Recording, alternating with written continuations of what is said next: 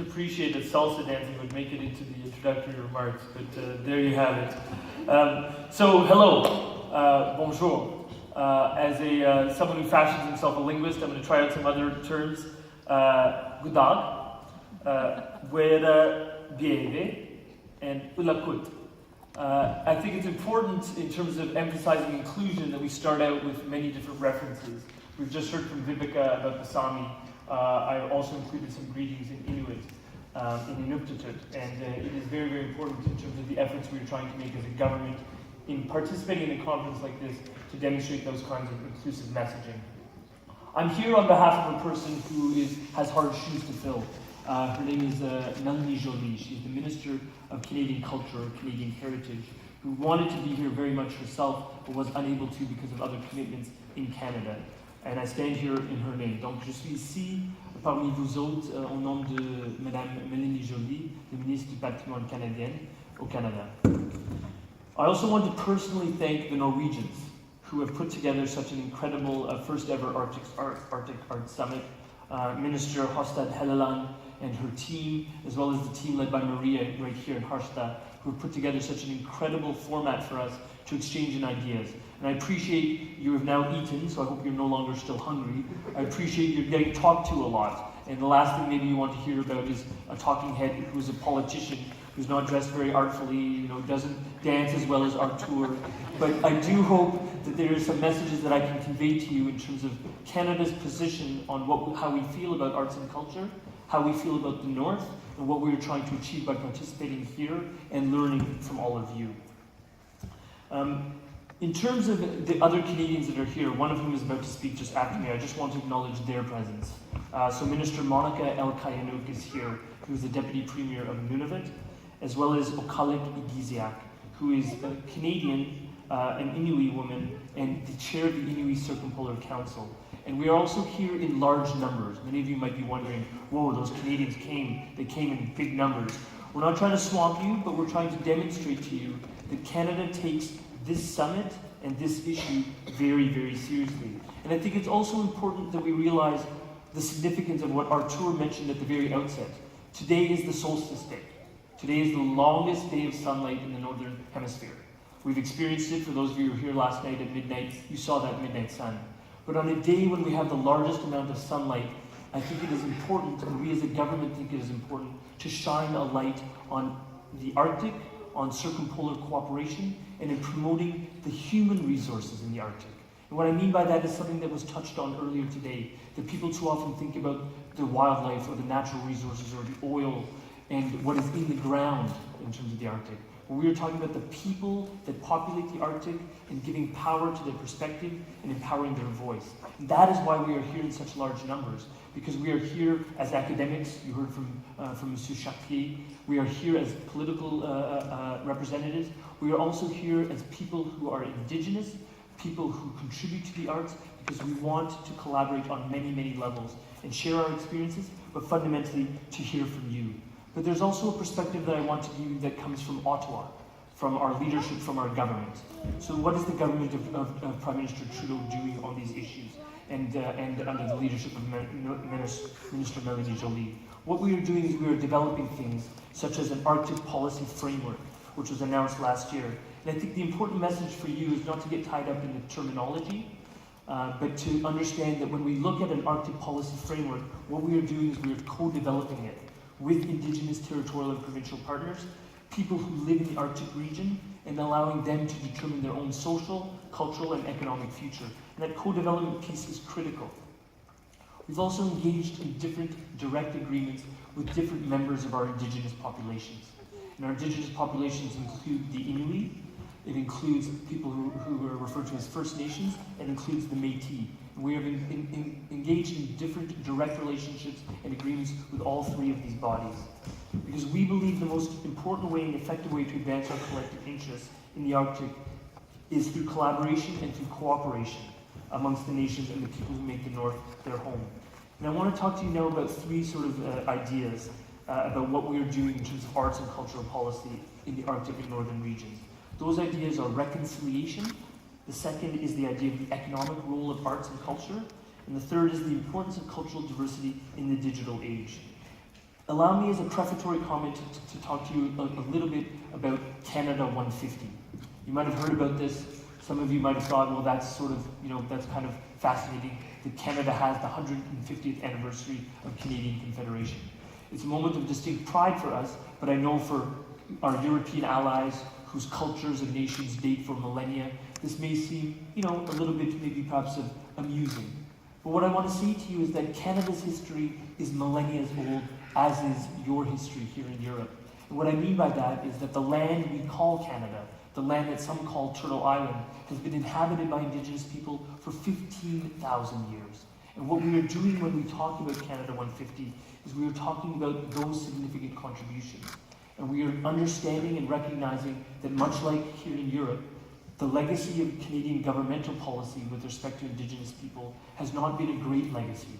There has been colonization, there have been attempts to eradicate cultures and communities. We recognize that, we want to learn from that, and we want to move forward. So when we talk about Canada 150, we talk about reconciliation with Indigenous peoples, but also moving forward together in a cooperative and collaborative manner, empowering those voices, understanding what went wrong, but understanding what we can do better together, which is a very, very important message for us, particularly in this milestone year. As a tangible example, our tour encouraged us to give us tangible examples. What can nations do? What can politicians do? What can different collaborators here at this forum do? As a tangible example of that reconciliation and the work that is being done at this kind of art summit, we are empowering Indigenous culture specifically through Indigenous language. So we're going to enact Canada's first ever Indigenous Language Protection Act, and there are between 60 and 90 languages and dialects spoken in Canada among the various Indigenous groups. It is a big undertaking, but it is one that we are committed to doing so because we know that if you're going to give people voice and empower perspectives, you need to actually do that through a language vehicle. We are also keen on, and I think this needs to be stated again and again, why the arts? Yes, the arts are, it's fun. We come out here with tennis balls, we do salsa dancing, it's entertaining, but it's so much more than that. When we actually empower a community to tell its story, what we are doing is empowering those individuals, giving them voice and giving them perspective, builds self-esteem, it builds confidence, it enables people to be ambassadors for their own culture, it addresses some of the concerns that I'm sure we share as Arctic nations, where we have isolation, we sometimes have mental health concerns. Those can be addressed when we empower communities to share their own stories through their own voice, not through some appropriated medium, but through the individuals themselves whose stories are being told by those individuals personally. We've had great success at doing this. I don't want to go into details, but just two that I will mention are perhaps the greatest Canadian film ever made, Tanarjuat, which is called The Fast Runner. It's a story about the North and the Inuit. And also the artist Annie Putuku, who has exhibited literally around the planet, who sadly passed away this past year. But the second point I want to talk about is that, we are an elected government. We do have a stake in terms of the moral good. We also have a stake in the economic good.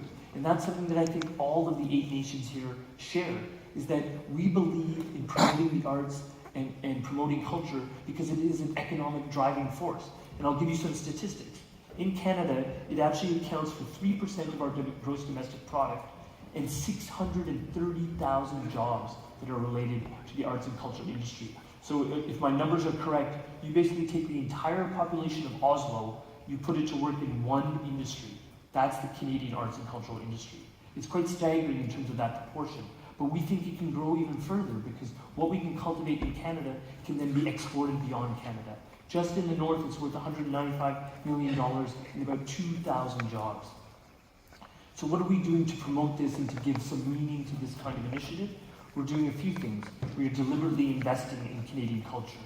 What we did with our very first budget, our government was elected in 2015, our very first budget committed $1.9 billion to the arts. This was unprecedented. It hadn't been seen in those numbers for 30 years.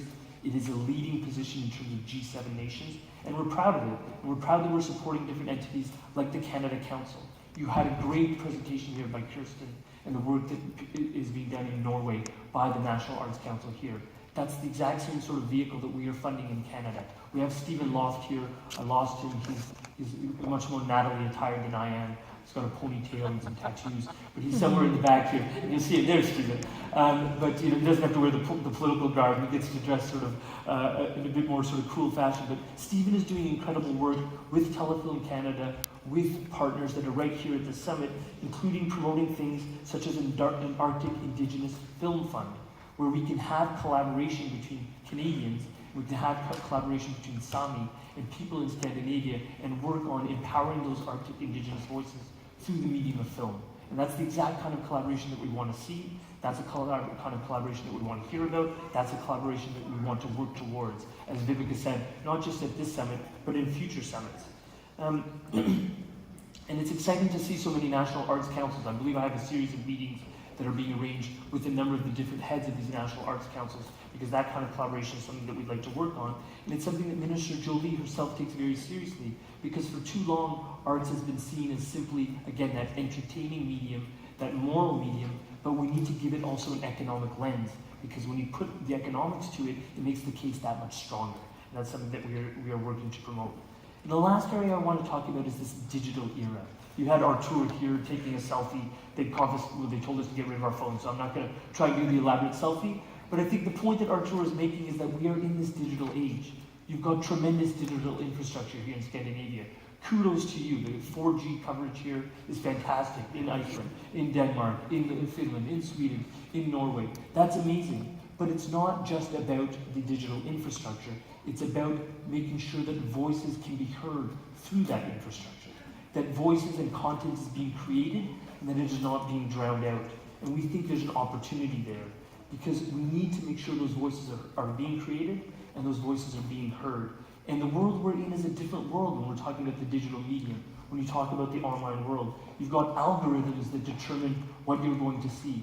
You've got different actors and different institutions in this online world that dictate and control what is being accessed. And what we want to ensure is that when we move from the analog world into this digital world, we don't lose those Norwegian voices. We don't lose those Canadian voices. We don't lose those Finnish voices, etc., etc. And that's a fundamentally different kind of discussion that needs to be had. We're having a conversation about that in Canada. Minister Jolie has been incredible in doing consultations about the online world and how we address it, and how we ensure that these voices are heard and we bring them to bear, and that people are not only heard but actually paid for their work. It's a consultation about fostering creative content in this digital world, and I think that's a conversation that all of us need to be having. Every single person in this room, every nation has a stake in this. And I think, that collaboration, it seems kind of funny and facile. We talk about collaboration among Nordic nations. We talk about the fact that we share a certain climate. Among northern nations, we share a certain climate. We certainly share a certain passion for winter sports. Here it's more cross-country ski related. In Canada, it's more ice hockey related. But there's commonality there. But that commonality can extend so much further, and those collaborations can extend so much further. And we want to play a role in that. Canada, I'll sort of just pat ourselves on the back just for a moment here, has been a leader in the field of culture and cultural inclusion and cultural sensitivity and diversity, going back to the days of the original UNESCO convention. We want to continue to play that kind of leadership role by having a dialogue with different members of the international community, members of nation states and governments that we engage with, and have a discussion about how we create content, how we empower voices, and how we make sure that that content is being made available through the digital world, and also that people are being paid for that content. And we think that that's something that desperately needs to be done, and done sooner rather than later, because that reflects the new reality that we are addressing here. What I want to do is, there's the ball, I've got about 60 seconds. I'm going to throw it at him if he not to be out. But I want to end on just a bit of a call to action, because I want to make sure that we're all thinking about arts and culture as a moral good, as a means of empowering communities, but also as an economic driver. But when we think about arts and culture, let's make triple sure that we empower the northern voices. We empower those Arctic voices. The stories from our Arctic regions deserve to be told because there is wisdom in those stories. There is wisdom from which we can all benefit. And I think our collective responsibility, and I hope the outcome of this important dialogue, is that we amplify such voices, particularly in the online world. Thank you very much for your time. Thank you for not body checking off the stage, Artur.